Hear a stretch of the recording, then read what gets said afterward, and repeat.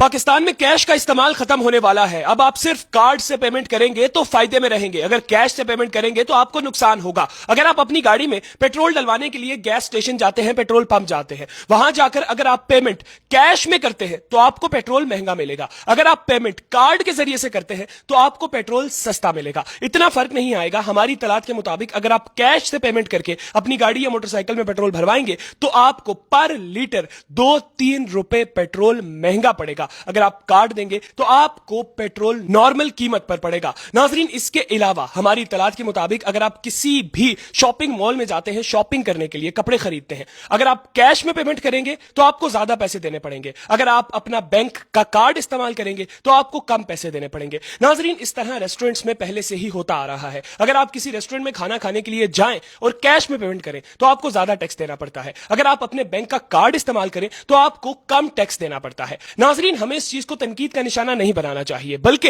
हम पाकिस्तानियों के लिए अच्छी बात है। अच्छी बात इसलिए है क्योंकि मैं और आप हम टैक्स देते हैं और वो लोग जिनके पास काला पैसा है वो घर में अपना पैसा छुपा कर रखते हैं, टैक्स नहीं देते। वो जहां पर भी जाते हैं कैश के थ्रू चीजें खरीद लेते हैं। अब जब कार्ड के जरिए से पेमेंट करनी होगी सस्ती चीजें लेने के लिए तो उन्हें भी अपना सारा काला पैसा बैंक में ट्रांसफर करना पड़ेगा। जब उनका पैसा बैंक में ट्रांसफर होगा तो टैक्स उनकी तरफ से भी आएगा मुल्क पाकिस्तान के कौमी खजाने में। जब उनकी तरफ से भी टैक्स आएगा तो टैक्स का बोझ मेरे और आपके ऊपर से कम हो जाएगा। आप लोग इसके ऊपर क्या राय रखते हैं जरूर कमेंट सेक्शन में अपनी राय का इज़हार कीजिएगा। इसके साथ ही मुझे दीजिए इजाजत। अल्लाह हाफ़िज़।